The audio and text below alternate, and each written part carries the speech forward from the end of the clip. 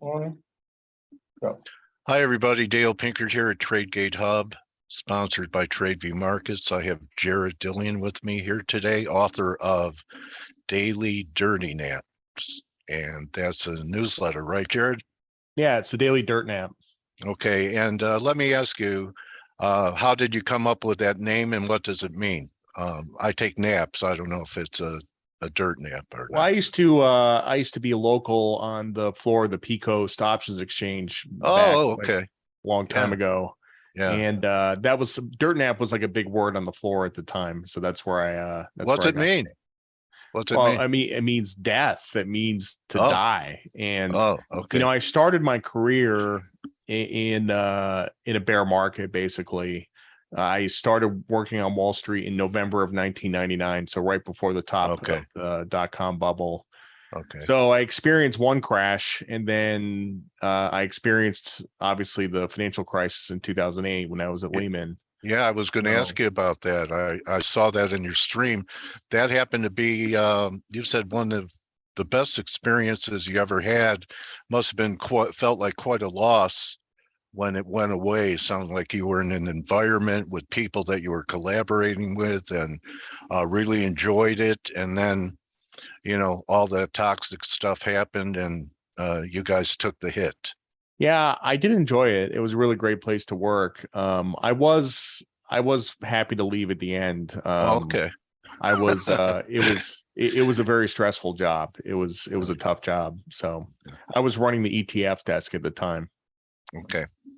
All right. So let me ask you now, are you a trader, or are you just writing but writing a newsletter to give people an edge and keep them aware and keep them out of trouble? And, these are pretty difficult markets for most people. You can't just buy the SPY and feel like a genius anymore, like you have for years. Well, I mean, honestly, first of all, yeah, I write the newsletter to help people. I do some trading on the side. In the content, I don't think this bear market, stocks are down about 22%. I don't think this really changes the equation for retail investors. You mentioned buying the SPY and, holding and dollar cost averaging. I think that still works. The interesting thing in this bear market in equities is that a lot of people are waiting for retail capitulation to see an end to the bear market. And I don't think you're ever going to see it. And I don't think you need to see capitulation for the bear market to be over. In this environment, it's the retail investors that are the strong hands. And, most of the people I talk to, I live in South Carolina, they have 401ks and IRAs, and they're like, yeah, I'm just, it's down, but, hanging in there. Yep. So. Okay. You know what?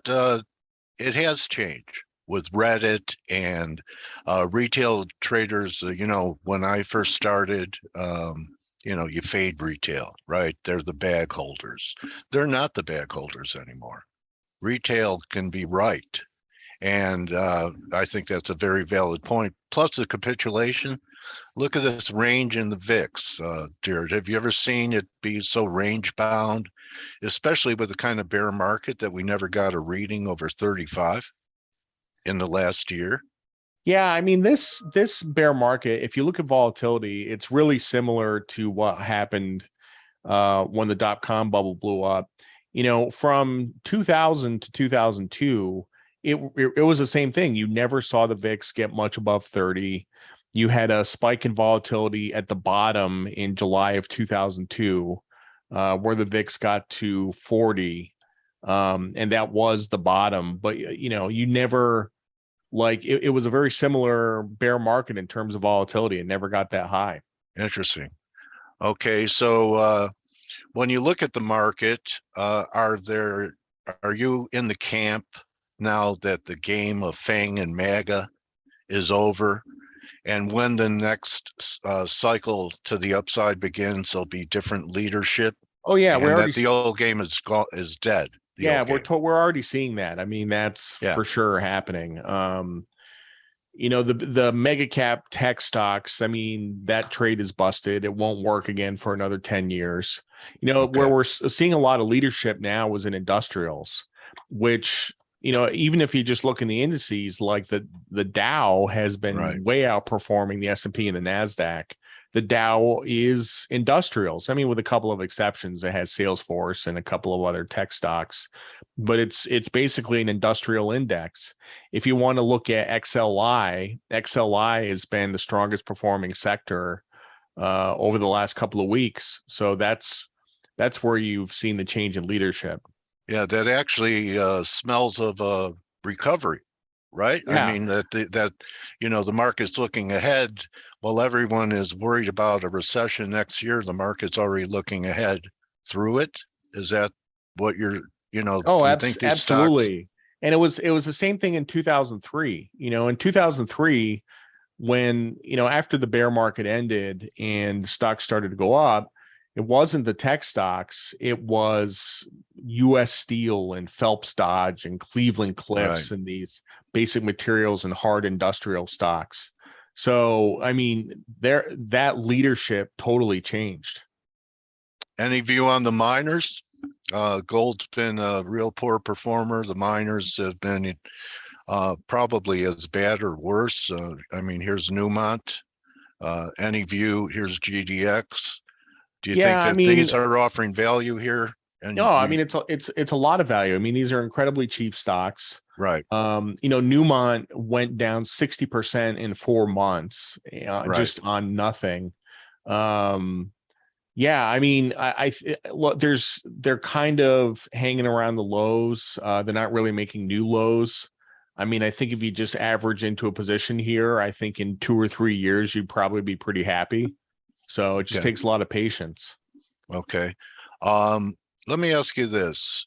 Do you ever remember a time period and where, you know, the standard mixed portfolio was, if we had a bear market in stocks, that bonds would balance that. And the bonds actually led this bear market to the downside. People are worried about a crash in stocks. This is where the crash was. And this Oh is yeah. sovereign debt, the highest quality, so-called high quality debt. Do you think that we're in a sovereign debt crisis here, Jared? No, I think that's kind of Hype? hyperventilating a little bit. Yeah, Okay. I mean, it's just duration. It's just rates going up. It's not really credit. So I mean, if you look at the long bond from May that was issued May of 2020, that issue is down 50%. Yeah, Like right. but it's all duration. It's just duration. Okay. So, people that own that coupon and they're down 50%, they're rationalizing it that they're going to get paid their coupon if they hold for duration. And Yeah, they and don't you worry will. about I the mean, principal hit. if you hold it to 2050, I mean, you'll get par for Yeah, sure. right. Who knows, the 2050, who knows what the dollar is going to be like, Yeah. what that it's denominated in. Any view on this bull market we have in dollar? A lot of people call it the wrecking ball. And then there's, I love milkshakes. There's a milkshake theory, Jared, that's out there. You have any view on this dollar? I think I do want to get to the Fed. You would think that if it's a wrecking ball, that the Fed might cooperate with the BOJ besides just a newspaper article leaked to the Wall Street Journal, because aren't they really the lender of last resort to the whole darn world? I mean, Credit Suisse, they have swaps with right now. Don't you think that, continuation, parabolic move in the dollar is going to, you know, create havoc where the Fed's going to have to come in and put up facilities for countries and foreign banks to be able to stay afloat. Yeah, I mean, I think, I look, we've had a 25% move in the dollar this year. That's a massive move. And Yeah, it is I've massive. made a couple of attempts to call the top in the dollar, which have been unsuccessful. Yeah, I But have I too. will say we're closer to the end of this move than the beginning. Okay, so I think we're getting down to tag ends. Sentiment is very hot Yeah. around the dollar. Look, I mean, Yeah, trades that work attract sponsorship, and exactly. this trade has worked for a year and it's attracted a lot of sponsorship. It's contingent on rates. You know, if we get an inflection point of rates, if we get like, let's say a dumb example, but let's say CPI comes in at 7.5% next week. You know, Right. the dollar is going to be down 2 or 3% in a day. Okay. So it's really contingent on the data. And here we are, have the 10-year in front of us right here, Jared. I was thinking there was potential for this to be a failing rally Yeah. because US dollar yen is not showing a lot of jet fuel compared to the dollar, and it's pretty tightly correlated to the 10-year yield. So what do you think is going to be the catalyst for a dollar turn? I really think it's going to be the data. I mean, probably not payrolls tomorrow. But it'll be something like that. It'll probably be a CPI number. You've Okay. probably seen those charts of CPI, you know, just because of the way that CPI is calculated. If we're getting small increases in inflation on a month Right. over month basis, It looks CPI is like going to come down on its own. I mean, right. if we get 0.1 point per 2% increases by the middle of 2023, CPI is going to be at 4%, you know, and Right. that's going to have a huge psychological impact. You think the Fed might raise their targets so that 4% might be okay? No, I That really don't. I think they won't do that. I think they're going to be very stubborn about this, and I think that would be perceived as, you know, Caving again. yeah. Yeah. Okay. Anything that you're telling your subscribers that during this sell-off that we have, and you said you wanted to talk about the Fed, you think that there's going to be other governors walking back what Powell said? And have you ever seen, I know you're not in favor of the Fed doing news conferences anyway, are you? No, I mean that started under Bernanke. I think it was a Yeah, bad idea. I mean, it just creates all kinds of opportunities for confusion. So if you think about it, with this Fed meeting, you know, the FOMC sat in a conference room for 2 days and they came up with this directive and they talked about the cumulative effect of tightening and they talked about the lagged effects of tightening. And they spent 2 days crafting this. And then Powell gets up in blows it front of away. he just starts doing slam poetry and just like totally screws everything up. Who do you And compare him to? Leroy who? Leroy Jenkins. Yeah. Who's that? Who's that, Jared? Oh, Leroy Jenkins. that's an old World of Warcraft Oh, meme. okay. Yeah. All right. So you should really look it up though. It's very funny. All right. But no, I think Powell, the person, is more hawkish than the rest of the Fed. And I actually think there's going to be some dissension within the Fed, you know, between now and the next meeting. I do think you're going to see some speeches from people like Charles Graham. Evans and Brainerd and people Yeah. like that who are going to walk back some of these comments. I don't think he represents the center of the Fed anymore. Now he's the chairman, he can do whatever he wants. He gets to talk at the press conference, but what he did yesterday really undermined what the FOMC spent 2 days doing, you know. Yeah. Yeah. You think there's a chance he won't fulfill this term? That No, he will for sure. Yeah. okay. All right. Okay. So what, so if they start to walk it back, what do you think, even though he wouldn't commit to it, that we're not going to see 75 in December?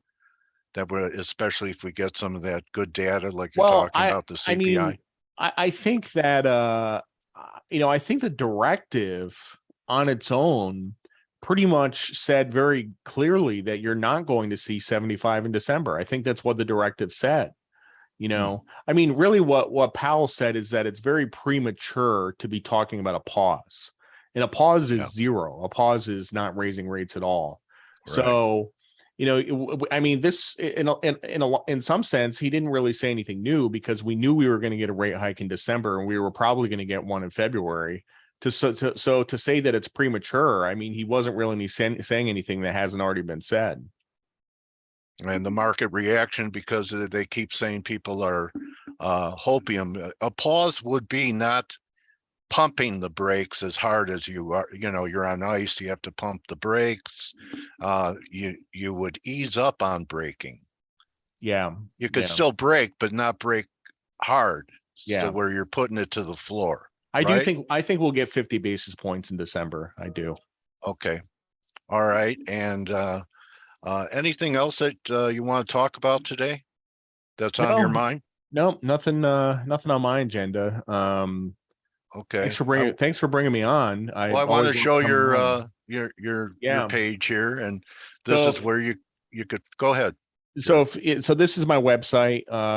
If people want to subscribe, you just hit the subscribe button down there on the left, and it brings up an email. And you just send me an email, and what I can say is that I can give it if you mention this this webcast, then I can give you a discount. So And here's some great testimonials. The Doctor House of Trading, ETF product team, and some people that have really benefited from your work. And I would most likely guess that you're a hard worker, because that's what it takes to be good in this business. yep. And I also say that you also have to go through adversity. So if hard work and adversity scare you, do something else. Yep. What do you think, Jared? Yeah, hard work, experience. I've been doing this for 23 years, so I've seen a few cycles. You have some people that they've only seen one half of a cycle. So lots of experience. Okay. And Jared, and this is proof, and I'm a singer, Jared. So this is proof that trading is what we do, not all we are. Yep. So what do? You're a pro DJ? Yep, that's right. Okay. All right.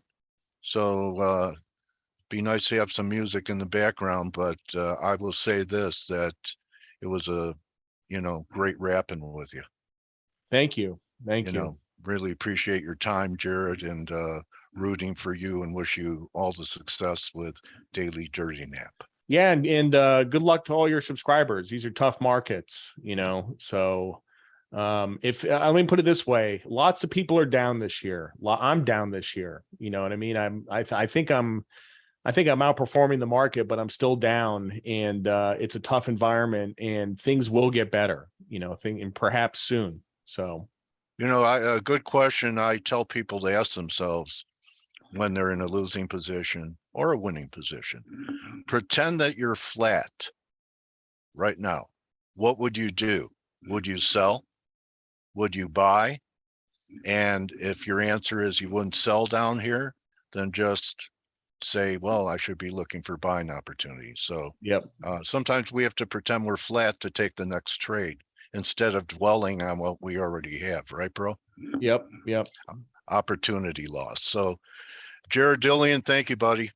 It's great Thanks. talking to you. See you later. All right, that's a wrap.